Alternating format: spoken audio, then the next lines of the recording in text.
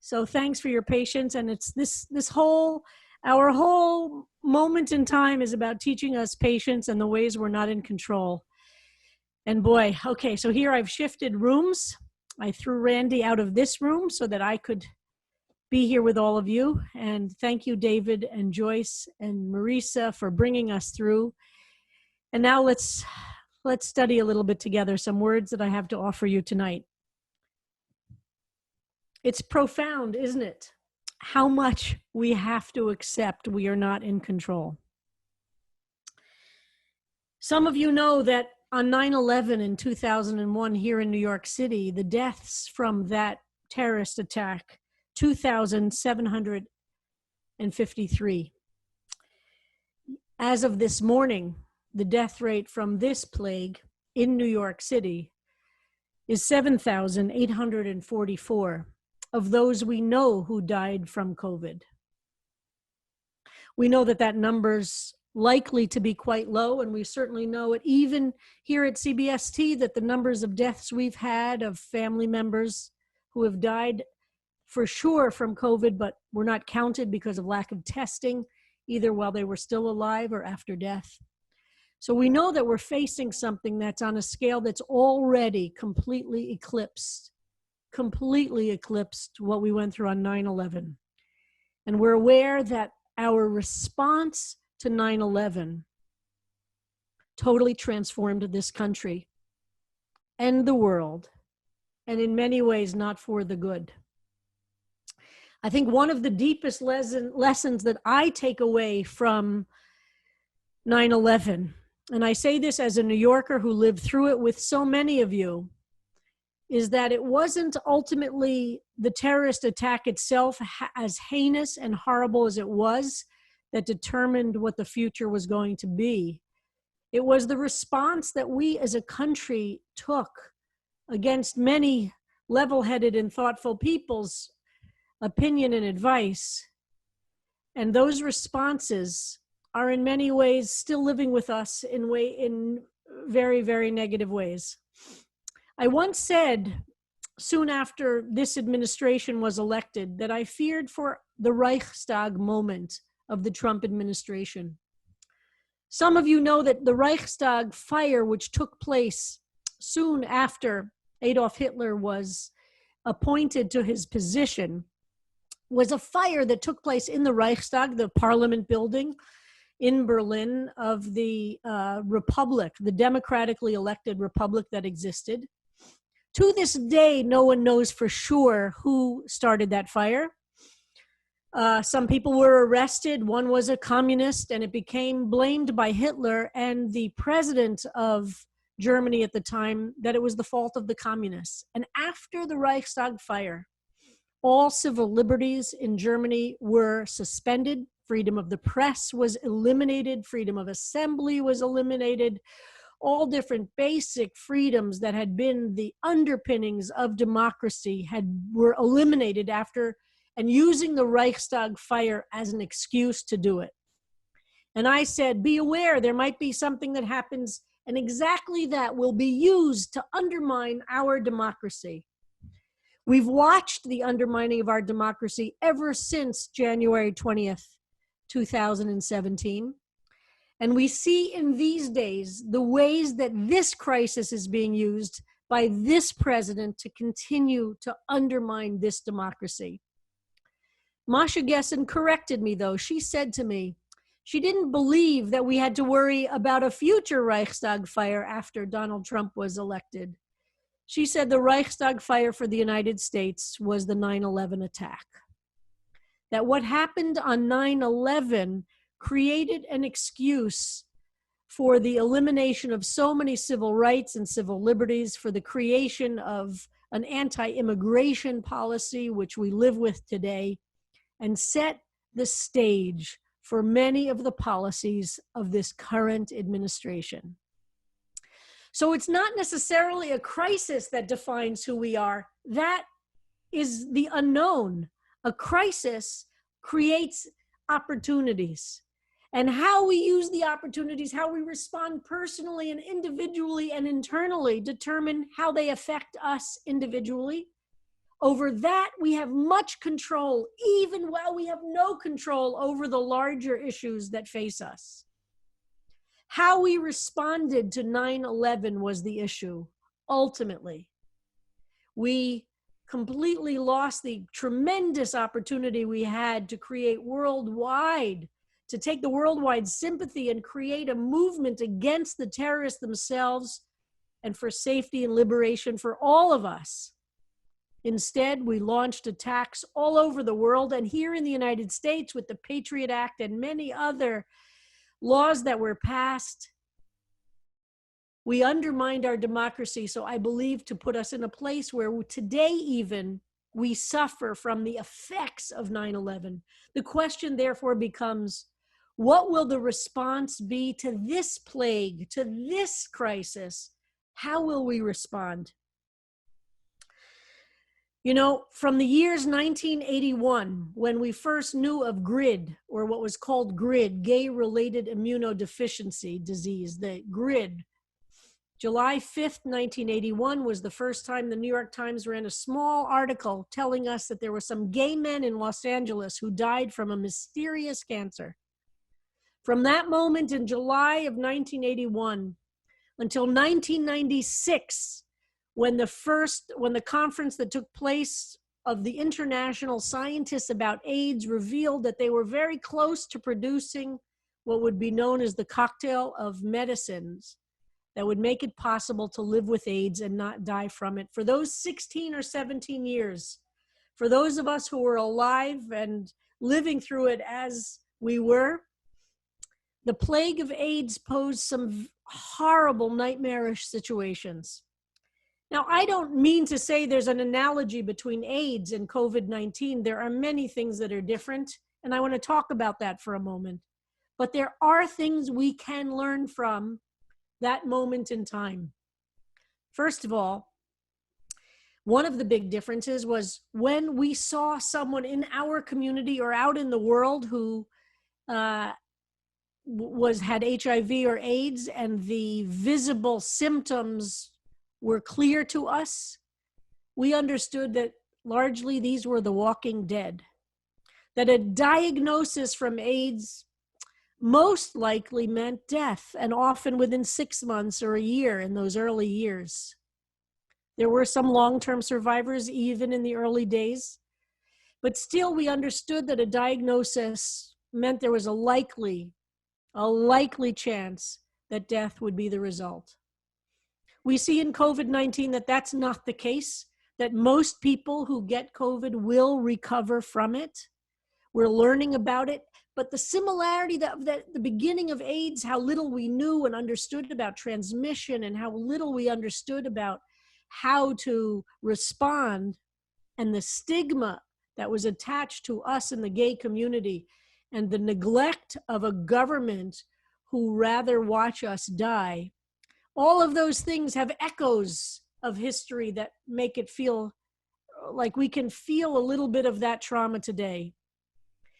But that COVID-19 is worldwide in the way it is and attacking everybody, and that it has a recovery rate for probably close to 98% if we can respond correctly, makes it quite a different situation for us. However, I do believe there are things to learn from our response to it that has much to teach us today.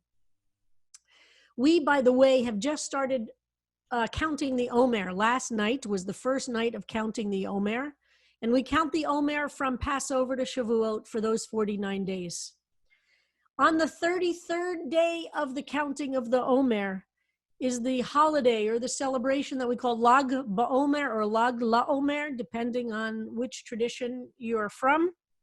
The 33rd day of the Omer is known as a holiday in which we go out and have bonfires and celebrate and hike in the woods. And in our Talmud, the tradition is the reason the Lag BaOmer is celebrated is because there was a plague. In that period, there was a plague that killed 24,000 of Rabbi Akiva's students, a plague that nobody understood. Tens of thousands of people died. And most notably, that we learn about in our Gemara and in our tradition are the vast number of students of Rabbi Akiva. 24,000 of them died. We're told on Lag BaOmer the plague ended. For sure, we who are in the middle of this plague can understand the moment, the day that if there were a day that this plague would end, we would forever in history celebrate such a day as a day of festivities and celebration. And we're taught in the Talmud that 24,000 of Rabbi Akiva, one of the greatest minds, one of the greatest rabbis of our Talmudic period, the greatest scholar that we had, and only 5 students survived. 24,000 died and 5 survived. It is from one of them in particular that we learn about the mystery of the universe that celebrates and focuses on light, the Zohar, the creation of the mysterious source of light in the universe. Those 5 who survived, those 5 students who survived, are the reason that we can study today. They're the reasons that we understand who we are as Jews today. And we remember in the moment of our plague, a plague that swept through the students of Rabbi Akiva. So what can we learn from a plague? Because every plague is different and deserves its own moment in our vocabulary and in our life. But as with 9/11, how we respond to a plague or to a crisis defines who we are and creates the future we want it to be. Alas, this country responded to 9/11 in a way from which we continue to suffer today, I believe. In so many ways, that response, we live with the destruction of Afghanistan and Iraq, all from the ways we chose to respond to 9/11. I think there could have been many other ways to have responded to the crisis itself, which would have created a world in which those who stood for good would have stood together, Muslim, Christians, Jews, Sikhs, and all, and those who would stand for the destruction of the world would have been more isolated. That's an argument for perhaps for another day. But how we respond becomes the question. How do we respond to personal suffering? The first thing I think we have to do is ask ourselves the question, from what can I learn from this place of suffering? What can I understand about myself, or what I need to learn, or what can this suffering teach me? But here are some of the things that I believe we as a community learned from the plague of AIDS that I think are important and relevant today. We feel some deja vu from that time, but the things that I believe that will feed us today fed us then. The first thing is that we understand that we can't wait for the government to save us. The power of community cannot be underestimated. We have to continue building our community, and in a way that was not true in the time of AIDS, we don't have physical contact. We can't gather at memorial services in person. We can't see each other at Shabbat services or at ACT UP meetings. We have to do it using the reality that we are in of technology. Together, we can form a tribe that can survive the insurmountable.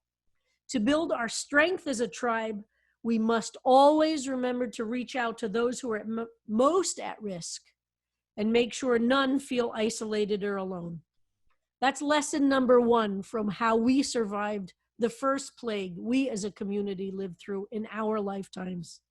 The second, we need to continue building sanctuaries, holy places, and rituals. We need to understand that prayer and meditation and healing, these are not luxuries. The whole healing movement and healing circles and Misha Beirach being so dominant in non-Orthodox synagogues all come from the LGBT Jewish community living through AIDS. A practice of reciting Psalms as individuals or a community. We need to draw on our ancient heritage at the same time as harnessing it to heal today's pain and suffering. The third, we are not defined by virus or symptoms or syndrome. Remember that we must always keep at our core the understanding that joy is an act of spiritual resistance. Making Shabbat like we are today in this semi-awkward reliance on Wi-Fi, which doesn't always work, this must give us the strength to face the world the other 6 days.